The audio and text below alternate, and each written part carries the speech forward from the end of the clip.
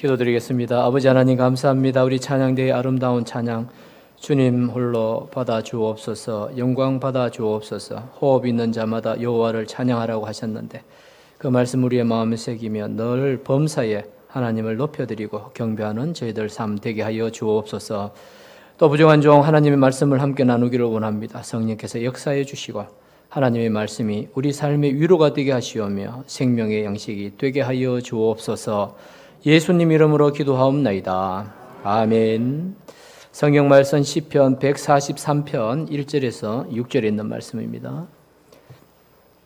성경 말씀 시편 143편 1절에서 6절에 있는 말씀 교독하시겠습니다. 시편 906페이지 143편 1절에서 6절에 있는 말씀 교독하시겠습니다. 여호와여 내 기도를 들으시며 내 간구에 귀를 기울이시고 주의 진실과 의로 내게 응답하소서.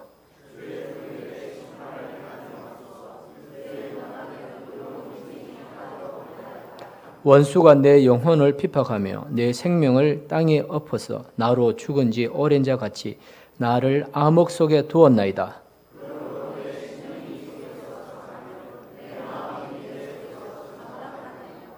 내가 옛날을 기억하고 주의 모든 행하신 것을 엎조리며 주의 손이 행하는 일을 생각하고 주를 사모하나이다. 아멘. 예. 감사합니다. 무더운 일기 가운데 한 주 잘 사셨습니까? 제가 주보에 칼럼을 적었습니다만 기도하는 가운데 더위밖에 생각이 안 나더라고요. 무슨 칼럼을 쓸까? 이 칼럼은 다른 목사님들도 다 그렇습니다만 자기 마음에 이렇게 와닿는 주제를 갖고 이렇게 글을 쓰는 게 바로 이 칼럼 아니겠습니까? 그래서 뭘 쓸까 했는데 날씨가 워낙 더우니까 더위밖에 생각이 안 나서 더위에 관한 걸 적어봤습니다. 여러분 모습 보니까 그래도 건강하게 잘 한 주간 생활하신 것 같습니다. 근데 이 세상에 보면 좀 엉뚱한 일들이 우리 주위에 보면 또 많이 이렇게 생기기도 하고 또 갑작스럽게 뉴스거리가 팍 등장해서 세간에 관심을 끄는 경우들이 많이 있죠. 요즘 최근에 관심을 끌었던 사건 중에 하나가 땅콩 사건이라는 게 있습니다. 땅콩 사건. 저 사진이 땅콩 사건의 주인공들인데 조현아 잘 아시는 것처럼 대한항공 부사장, 회장의 딸이고 그렇죠. 그리고 그 옆에 있는 남자는 박창진이라고 하는 대한항공 직원이죠. 사무장인가요? 계급이 아마 그런 걸로 알고 있습니다. 그럼 내용은 여러분 잘 아시죠? 조현아 부사장이 대한항공을 타고 외국을 나가려고 하는데 여승무원이 서비스로 땅콩을 이렇게 또 부사장님에게 이렇게 제공을 한 거죠. 근데 그 땅콩을 받은 부사장이 야, 이렇게밖에 못 내놓나? 쉽게 말하면 못 내놓나? 이렇게 배웠어. 이렇게 한 거야. 저 법대로 한 건데요. 매뉴얼대로 한 건데요.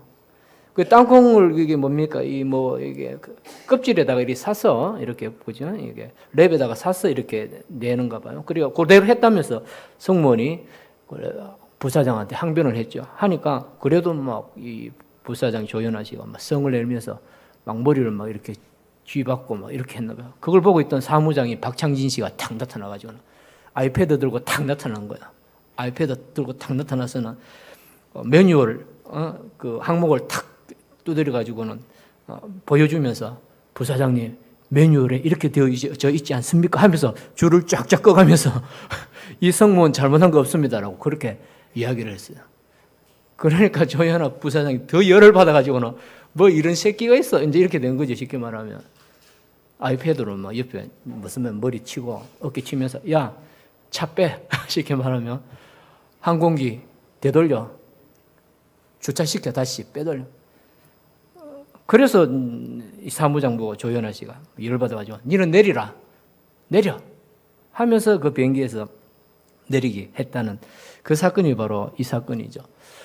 그래서 이 조현아 씨는 결국은 매스컴에서 워낙 크게 떠드니까요. 어쩔 수 없이 여론 심판을 받아서 구속이 되고 또 재판을 받았지 않습니까? 그래서 사실은 이제 이 재판할 때에 이 제목은 크게 두 가지인 것 같아요. 제가 볼 때 하나는 폭행죄고, 그죠? 여성분한테도 이렇게 폭력을 행사했고 사무장한테도 폭력을 행사한 거. 폭행죄 하나고 또 하나는 뭐냐면 항공보안법상 그 항로 이탈죄. 그래 강제로 그 가던 비행기를 이렇게 돌려버리면 그것도 죄가 되는가 봐요. 주인이라도 죄가 되는가 봐요. 그래서 항로 이탈죄하고 폭행죄 두 개를 갖고 이제 기소를 했죠, 검찰에서. 그래서 1심에서는 두 개 다 유죄다 해가지고 징역 얼마 이렇게 아마 선고가 된 것 같아요. 근데 항소를 했지 않습니까? 그죠? 2심에 가서는 폭행죄는 죄가 된다 했고 대신에 항로 이탈죄는 죄가 아니다 이렇게 판결이 났습니다. 항로 이탈죄가 되려면 판사들이 판단할 때는 비행기가 공중에 떠 있어야 된다는 거예요. 쉽게 말하면 항로 이탈죄라는 비행기가 공중에서 떠 있을 때 갑자기 칼을 들고 총을 들고 아니면 자기의 권세를 갖고 비행기를 돌리면 강제로 돌리면 이거는 죄가 되는데 그때 보니까 동영상을 이래 보니까 비행기를 쉽게 말하면 주차했던 곳에서 한 20m, 30m 정도 이렇게 끌고 나오는 거죠. 그것도 보니까 비행기 자체에 엔진을 그죠? 엔진 시동을 걸어서 움직인 게 아니고 비행기를 끌고 가는 또 차가 있더라고 보니까. 그죠? 트럭 같은 게. 그걸로 이제 줄로 묶어가지고 이렇게 끌고 간 게 보이더라고요. 그래, 그거는 항로 이탈죄가 아니다. 항로가 아니었다. 이렇게 해서 무죄가 되었습니다. 그래서 조연아 씨가 이렇게 풀려나고 집행유예 얼마 이렇게 선고받은 거. 그래, 폭행죄만 이제 성립이 된 거죠. 물론 이 대법원까지 또 가죠. 3심 또 항고를 했기 때문에 결국은 대법원까지 갑니다만. 근데 여기서 우리가 한번 생각해 볼 거는 무엇인가 하면 이 조연아 씨에게 폭행을 당했던 여자 성모도 그렇고요. 이 박창진 사무장이라는 분도 그렇고 미국 법원에다가 손해배상 소송을 걸었어요. 손해배상 소송을 걸었는데 배상액이 얼마냐, 청구액이 얼마냐 하면 500억 원입니다. 500억 원. 그래 보통 우리 폭행죄만 성립되면 길거리 가다가 술 먹고 누구한테 맞았다든지 이러면요 보통 보면 벌금 100만 원 정도 나옵니다. 그렇죠. 100만 원 아니면 되게 악질로 두드려 패가지고 반 죽도록 만들었다 이러면 벌금 한 300만 원 나오면 많이 나와요. 우리 형법상은. 그리고 웬만하면 또 서로 합의 보기 때문에 또 많이 또 이렇게 봐주는 것도 있고 개인적으로 합의 볼 때도 돈 1,000만 원 하면 다 셈셈이 돼요. 그러니까 조연아 씨도요 이 사건 터지자마자 합의 보려고 1억 원을 법원에다가 공탁을 걸었잖아요. 보니까 변호사한테 물어보니까 한 1억 정도면 충분하다. 그 정도면 충분하대요. 그런데 나중에 알고 보니까 500억 손해배상액을 청구액을 산정을 해서 미국 법원에다가 제소를 했습니다. 그런데 가만히 보세요. 조연아 부사장에게 폭행당하고 억울하게 누명을 쓰고 또 사회적으로 많은 이렇게 비난을 당한 조연아 씨도 그렇고 박창진 씨도 그렇고 박창진 씨의 입장에서는 미국에서 재판을 해서 500억 받았다. 성소를 한들 그 사람 대한민국에 와서 살 수 있겠습니까? 그렇죠.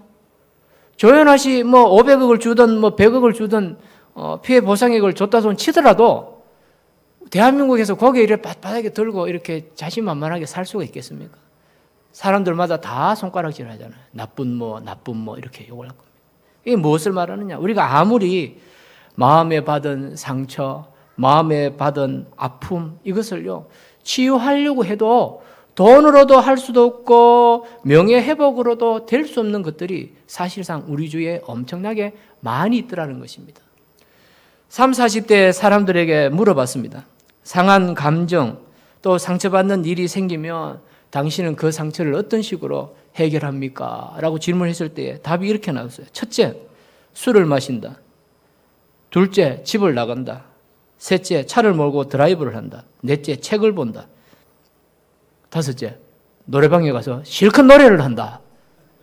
여기 해당되는 분 좀 있을 것 같아요. 그렇죠. 우리 예수 믿는 사람은 술 먹기도 좀 그렇고, 그죠. 그러면 노래방이 제일 만만한 것 같아요. 그죠. 노래방이 지금. 근데 노래방 가서 부르는 노래 제 1번이 뭐냐면 소양강 처녀. 그게 제일 인기 있는 노래래요. 그거는요. 남녀노소 따질 것도 없고 20대부터 60대까지 소양강 처녀가 1등이래요. 노래방에 1등이래요. 저는 가사도 다 모르는데. 그런데요. 이 질문을 하고 난데 그 다음 질문을 했어요. 어떤 질문을 했느냐면 그러면 그런 방법으로 상처를 해결함 받았습니까? 라고 질문을 했을 때는 사람들이 아니요라고, 대부분이 아니요라고 다 답을 했어요. 노래 부르면 뭐 우리 상처가 뭐 좀 치유되고 기분 업 될 거겠죠. 아니더라는 거예요. 친구 만나면 좋은 차 몰고 뭐 드라이브 한번 샥 하면은 뭐 기분 릴렉스 되면서 뭐 카타르시스 되면서 막 좋아질 것 같잖아요. 전혀 그런 거 아니래요. 시간만 허비하고 돈만 허비하지 마음에 돌아오는 건 아무것도 없대요. 왜 그럴까요? 하나님이 우리 사람을 만들 때에 그걸로는 만족 못하도록 하나님이 만드셨어요. 하나님이 사람에게 상처가 있을 때는 하나님의 방식대로 문제를 해결하라고 우리에게 가르쳐 주는 겁니다. 다윗이 많은 아픔을 가졌던 사람입니다. 여러분, 사람이 좀 이렇게 아픔이 많고 상처가 많고 또 영혼에 좀 이렇게 심란함을 많이 가진 사람은요, 왠지 모르게 좀 정서적으로 보면 감정적인 표현들을 많이 해요. 여러분, 시편이 뭡니까? 시편이 모두 150편으로 되어 있는데 시편이 뭐예요? 자기의 여러 가지 상황과 환경과 그 어려움 역경 속에서 자기의 감정을 시로 표현한 게 바로 시편이거든요. 그 시편이 모두 150편인데 다윗이 지은 게 몇 편 정도냐면 한 70편 정도 돼요. 다윗이 지은 것이. 거의 한 반이에요. 그게 뭘 말할까요? 다윗이 인생을 살면서 우여곡절이 굉장히 많이 있었다는 거예요. 감성적으로, 감정적으로 굉장히 어려운 그런 환경이 있었다는 겁니다. 그렇지만 그런 환경 속에서 자기의 감정과 자기의 영혼과 자기의 마음을 다 이렇게 달래는 방법. 그게 바로 시편에 다 기록이 되어져 있습니다, 여러분. 그게 뭐예요? 하나님을 찾고 하나님을 찬송하고 하나님께 머리 숙이고 하나님께 간구하고 하나님께 기도하는 것. 그게 바로 시편 말씀에 쫙 나와 있는 거예요. 그 중에 하나가 오늘 읽은 시편 143편이에요.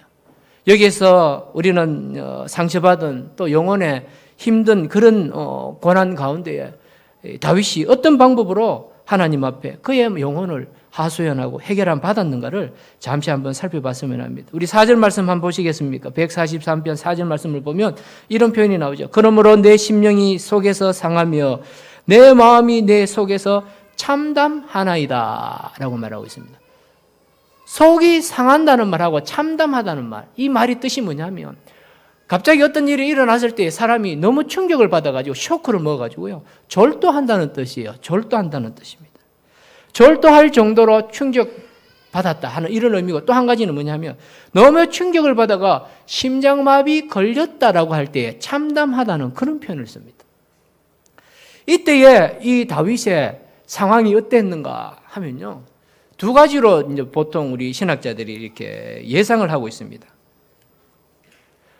하나는 사울 왕에게 쫓겨서 완전히 거짓 신세가 돼서 산속에 피난하고 있을 때다, 그렇게 보는 견해가 하나 있습니다. 여러분 잘 아시는 것처럼 이 다윗이 블레셋과의 전쟁에서 나갔다 하면은 뭡니까? 이기고 나갔다 하면은 이겼어요. 그렇게 다윗은요 장군이었거든, 장군요. 비록 어린 나이였지만 사울이 장군으로 임명해가 장군으로 나갔어요. 그 전쟁에 나갔다 하면 이기고 전쟁 나갔다 하면 이기고 돌아오거든요. 그러니까 하루는 이 다윗이 성전 그리고 이겨서 성으로 돌아올 때 말이야, 백성들이 뭐라고 말합니까? 사울은 천천히요, 다윗은 만만히로다 그랬잖아요. 그러니까 사울이 말이야 이렇게 정신분열 비슷한 병에 걸리는 거예요. 라이벌 의식, 너무 지나친 라이벌 의식을요, 저 다윗처럼 저거 없애버려야 되겠다, 내 왕권이 위험하다, 없애버려야 되겠다. 그래가지고는 이렇게 합니까? 사울이 다윗을 죽이려고 하잖아요. 그런데 그런 상황 속에 이 시를 지었다는 설이 하나 있고, 또 다른 한 설은요, 다윗이 왕이 되어지고 난 뒤에 나라를 잘 다스렸는데 아들 압살롬이 반역을 일으키잖아요. 그죠? 아들이 반역을 일으키잖아요. 그 반역 때문에 다윗이 또 피난 가잖아요. 도망가잖아요. 그때 지은 이 시다라고 그렇게 말합니다. 여러분 한번 보세요. 자기가 믿고 따랐던 왕, 그죠? 충성을 다짐하고 자기가 힘들 때에 의지할 뿐이라고는 왕밖에 없잖아요. 그런 그 왕의 버림을 받고 미움을 받고 도망다니는 그 신세. 심지어는 자기 아들에게 반역을 당해서 생명이 위태로워서 도망다니는 그런 상황에 있는 이 다윗이 할 수 있는 일이 무엇이겠습니까? 아무것도 없었습니다. 그러나 다윗은 무엇을 했느냐? 인간적인 방법으로 하지 아니하고 하나님 앞에 나와서 기도하며 하나님이여 내 간구에 귀를 기울여 주옵소서라고 하나님 앞에 간절히 기도하는 그런 모습을 우리가 발견할 수 있는 것입니다. 사랑하는 성도 여러분, 본의 아니게 여러분 삶을 살다 보면요, 마음에 상처나는 경우들이 사실 많이 있지 않습니까?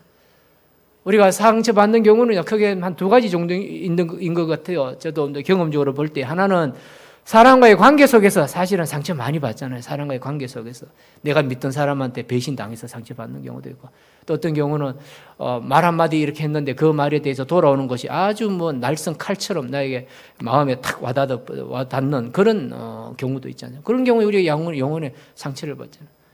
근데 우리 사람들이, 한국 사람들이 제일 상처 많이 주고받는 사람들이 누구냐면, 관계가 무엇이냐면 가족 관계에서 제일 상처를 많이 받는데요. 가족 관계에서. 그러니까 요즘 매스컴에 보면, 뉴스에 보면 끔찍한 사건들이 많이 일어나잖아요. 그 옛날에는 말입니다.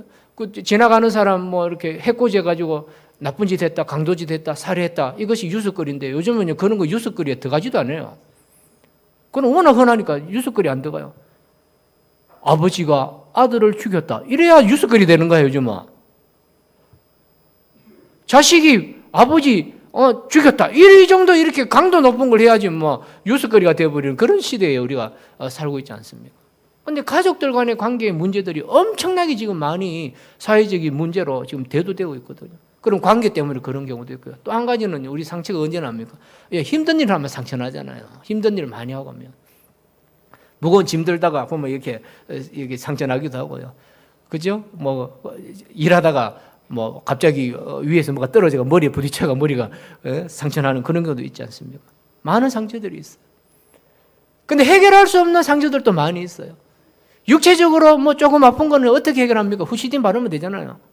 후시딘 바르면 되고, 성형외과에 가서 수술하면요, 이 오래된 그 흉터들도요 싹 다 제거하잖아요.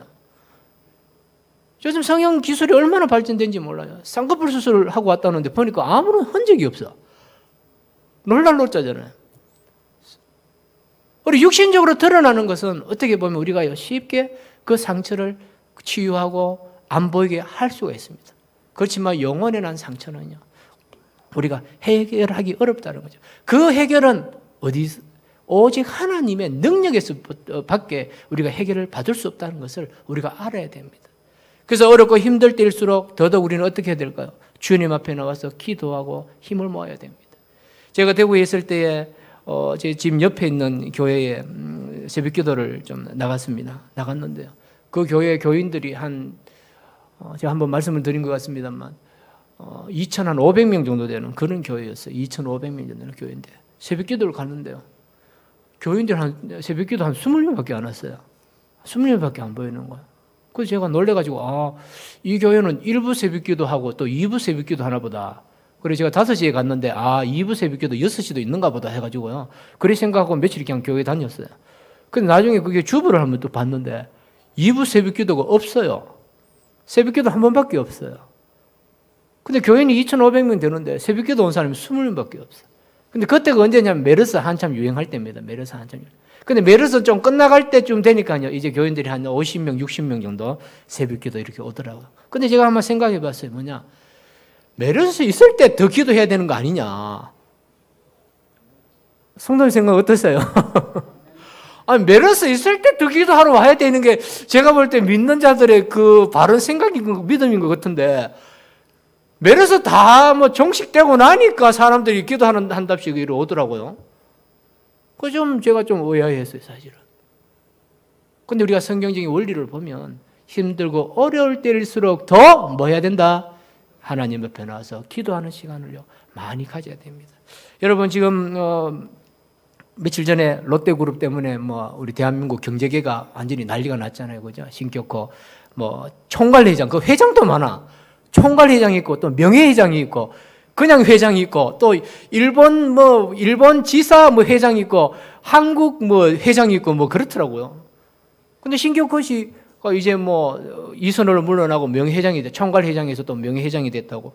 좀 이상해요, 보면은. 아니, 회장이 이거 왕인 줄 알았는데 보니까 회장을 물러나게 하는 또 이사들도 있고 좀 뭐 이상하게 돌아가요. 근데 여러분 잘 아시는 것처럼 뭐 롯데그룹 뭐 껌 팔아서 부자 된 그런 기업 아닙니까? 그죠? 그래서 여러분 뭐 기억납니까? 이런 노래가. 롯데 껌, 부드러운 껌, 롯데 껌, 향기로운 껌. 기억나시죠, 여러분? 이거 팔아가지고 이제 부자 된 기업이 롯데그룹 아닙니까? 근데 보세요. 지금은 돈이 문제가 아니잖아요. 가만히 한번 보세요. 아버지가 큰 아들 좋아하느냐, 작은 아들 좋아하느냐. 또 아버지하고 아들과의 관계에 끝나면은 또 뭐 글다손 쳐도 이것 좀 보니까 작은 아버지가 또 그게 또 개입을 하잖아요. 작은 아버지가. 또 보니까 작은 아버지는 또 뭐 롯데그룹의 또 어느 회사의 뭐 사장이고 뭐 그렇더라고요.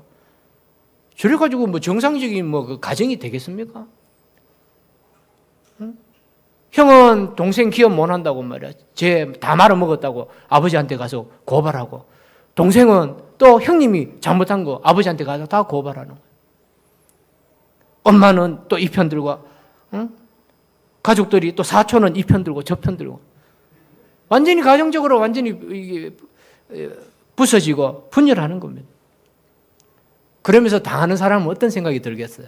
신격호 뭐 회장도 그렇고, 뭐 장남이 지금까지는 막 밀리는 그런 분위기 아닙니까? 밀리잖아요. 나는 잘못한 것도 없는데 저놈이 잘못했는데, 나는 정상적으로 했는데 저놈이 역적이야. 서로 원망하는 겁니다. 서로 억울해하는 거예요. 이런 일들이 사실 우리가 사는 우리 인생 가운데, 삶 가운데 많이 드러나잖아요. 내가 잘못한 것도 없는데 내가 당하는 경우가 많이 있어요. 사실은 오해받는 경우가 많이 있어요. 그럴 때에 이 다윗은 어떤 행동을 보여주느냐. 2절 말씀을 보시면요, 주의 목전에는 의로운 인생이 하나도 없나이다. 그렇게 말해요. 주의 목전에 의인은 하나도 없습니다. 라고 그렇게 말합니다. 이 말이 뭐냐면, 가만히 생각해 보니까 사울에게 쫓기는 것 자기 잘못 아니잖아요. 단지 자기는 장군으로서 맡은 사명 열심히 감당했을 뿐이에요. 아들에게 쫓기는 건 뭡니까? 아들 자식 위해서 말이야 좋은 거 먹이고, 아들 자식 위해서 좋은 걸 가르치고, 뒷바라지 잘했는 거 그것밖에 없어요. 그런데 결국 자기에게 돌아오는 건 뭡니까? 한탄스러움, 억울함, 생명의 위협, 이거예요. 우리 보통 사람 같으면 억울해서 살겠습니까, 여러분? 억울해서 살겠습니까? 그런데 다윗은 뭐라고 했느냐? 이 기회를요, 자기 자신에게 부족함이 있어 그런 것은 아닌가라고 하는 자기 자신을 돌아보는 기회로 삼았다는 것입니다. 주님의 목전에는 의로운 인생이 하나도 없습니다. 누구와 비교를 하고 있습니까? 그렇죠.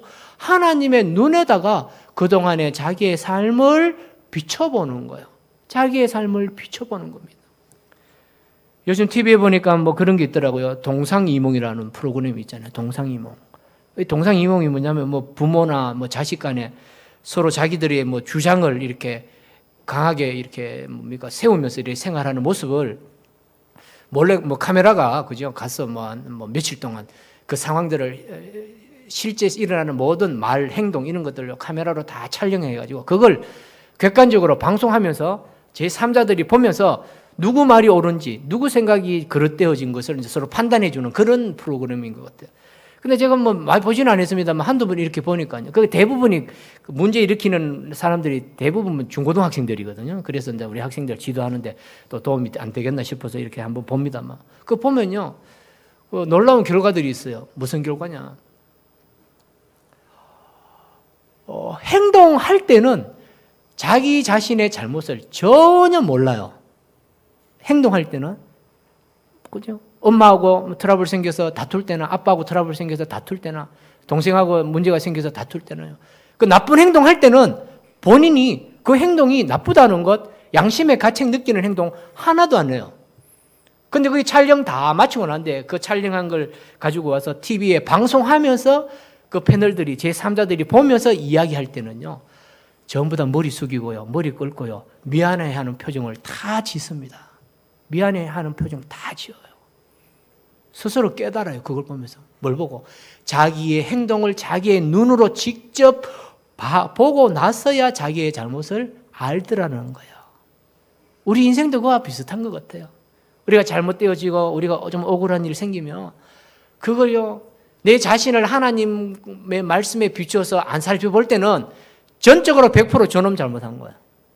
100% 저놈 잘못. 그런데 그 잘못되어진 상황들과 그 결과들을요, 하나님 말씀에 탁 비추어 봤을 때는요, 뭐부터 드러날까요? 그렇죠. 내 자신의 허물부터, 내 자신의 부족함부터 먼저 쫙 드러나는 거예요. 그러니까요, 이렇게 말씀해 보면 이 다윗이 기도하면서 1절에 이 말을 하고 있잖아요. 주의 진실과 의로 내게 응답하소서. 이렇게 말하고 있어요. 뭐냐? 무조건 하나님, 저의 간절한 기도에 응답해 주시옵소서. 이렇게 기도 안 했어요, 여러분. 무조건 내 기도에 응답해 주옵소서. 그렇게 기도 안 했어요. 뭐라고 말합니까? 주의 진실과 의로 내게 응답하소서. 이렇게 말했어요. 이 말이 뭐냐? 주님이 보실 때에 참이라고 생각하는 그 기준에 맞추어서 저의 기도를 들어보시고 맞으면 기도 응답해 주옵소서. 그렇게 간절히 부르짖는 내용입니다. 우리가 하나님 앞에 살 때도 바로 이와 같은 마음들을 품고 살아가야 됩니다. 그래야만이 하나님의 의를 우리가 이루어 갈 수 있는 것입니다. 우리가 잘 아는 성경 말씀 산상수훈에 보면요, 아주 놀라운 말씀들이 있지 않습니까? 마태복음 5장부터 마태복음 7장까지 산상수훈이라고 하거든요. 근데 그 말씀대로 사는 성도가 하나님의 의를 이루고 하나님의 나라를 구하는 자의 삶이라고 그렇게 기록을 하고 있어요. 근데 그 내용을 가만히 살펴보면 역설적이에요. 그게 무슨 말이냐면 보통 우리 사람들이 생각하는 복을 받는 방법과는 다른 거예요. 보통 우리 사람들이 추구하는 복의 방향하고는 완전히 달라요. 뭐라고 기록하고 있습니까? 마태복음 5장 3절은 심령이 가난한 자는 복이 있나니 천국이 그들의 것이며 이렇게 말합니다. 여러분, 천국이 뭡니까? 천국. 헤븐, 천국이잖아요. 근데 우리가 이제 천국을 이제 조금 더 이제 객관적으로 좀 생각해 보면 돈 많은 사람들은 뭘 살려고 많이 노력합니까? 돈 많은 사람들은 뭘 많이 모으려고 해요. 돈을 많이 모으려고 하죠. 돈 많은 사람 돈 많이 모으려고 하잖아요. 말이죠. 돈 많이 모으려고 하잖아요. 근데 그 돈 많이 모으는 방법이 뭘까요? 부자 되는 방법 중에 하나가 뭘까요? 그렇죠. 땅을 뭡니까? 많이 확보하는 거야. 땅을 많이 사. 요즘 같은 경우는 부동산 투기를 많이 하잖아요. 땅을 많이 사서 그 땅값 확 오르면 돈 번다. 이런 생각 많이 가잖아요. 뭐 땅이든지 아니면은 뭐 집이든지 막 그렇게 하잖아요. 마치 그리고 또 우리가 부자라고 판단할 때 그 판단할 수 있는 기본적인 근거가 뭡니까? 그렇죠. 땅 많으면 부자로 이렇게 보통 보잖아요. 땅 많으면 부자로 보잖아요. 그래 보면 이 말이 그 말이에요. 뭐냐? 땅을 많이 차지하고 부자가 되려면 하나님 나라에서는 뭘 해야 된다? 가난해야 된다. 이렇게 말해요. 반대잖아요. 우리는 어떻게 생각합니까? 세상 사람들은 땅을 많이 차지하려면 말이야, 돈으로 부자인 사람이 더 많은 부를 누리잖아요. 이게 세상의 이치잖아요. 그런데 뭐라고 말하냐, 성경은? 하나님의 가르침은요. 가난한 사람이 부자 된다는 말이에요. 가난한 사람이 천국의 땅을 많이 확보한다는 말이에요. 왜 가난한 사람이 천국의 땅을 많이 확보할까요? 그렇죠. 하나님이 주시기 때문에 그렇다는 거예요. 하나님이 주시는 땅은 이 땅에서 누리는 그런 세속적인 방법으로 누릴 수 있는 복이 아니라는 걸 보여주는 거예요. 그렇기 때문에 심령이 가난한 자가 천국을 소유한다는 거예요. 천국을 누리게 되어진다는 것입니다. 사랑하는 성도 여러분, 우리가 아무리 돈이 많아도 마음에 평안이 없으면 행복합니까? 그게? 행복 아니잖아요. 우리가 아무리 많은 명예와 권력을 가졌다 손치더라도 그것이 하나님이 주신 것이 아니면요, 그건 절대로 오래 못 갑니다, 여러분. 절대로 오래 못 갑니다. 하나님께서는 다윗을 통해서 삶 가운데 상처받고 오해받고 원한이 생긴다 할지라도 그것을 인간적인 방법이 아니라 오직 하나님이 원하시는 방법대로 참 진리시고 참 의이시고 참 우리 삶의 기준이신 하나님 의지에서 기도할 때에 하나님께서 모든 어려움에서 극복해 하신다라고 그렇게 말씀합니다. 이런 기도의 응답들을 사실 다윗이 또 경험하게 되잖아요. 결국은 나중에 뭐가 됩니까? 그렇죠. 다윗의 이스라엘의 왕이 되고 또 압살롬의 그 반역이 진압이 되어져서 또 왕권을 다시 회복하는 그런 은혜들을 하나님께서 다윗에게 베풀어 주셨습니다. 아무쪼록 이 말씀 기억하셔서 삶 가운데 어려움 있고 또 마음의 상처 또 여러분의 영혼에 좀 짓눌린 바가 있다 손 치더라도 그것 때문에 여러분들 기죽지 마시고 하나님 앞에 나가 기도하고 또 하나님의 은혜를 덧입음으로써 모든 인생의 문제들을 해결을 받는 우리 성도님들이 되시기를 주의 이름으로 간절히 축원합니다. 아멘. 기도하겠습니다. 아버지 하나님 감사합니다. 오늘 또 귀한 말씀 함께 나누어 봅니다. 참 삶을 살면서 인간관계 속에서 크고 작은 상처와 아픔들을 저희들이 지니고 살아갑니다. 이것이 우리의 원한이 되어지지 않게 해주시고 이것이 우리의 삶을 주눅들게 하는 그런 것이 되어지지 않게 하여 주옵소서. 어렵고 힘들 때 주님 앞에 나와서 기도했던 다윗처럼 우리도 기도해서 해결함 받게 하시고 잠시 우리의 인생에 머무는 모든 인생의 먹구름들이 다 제거되어지는 은혜들을 경험하는 주의 백성들 되게 하여 주옵소서. 예수님 이름으로 간절히 기도하옵나이다. 아멘.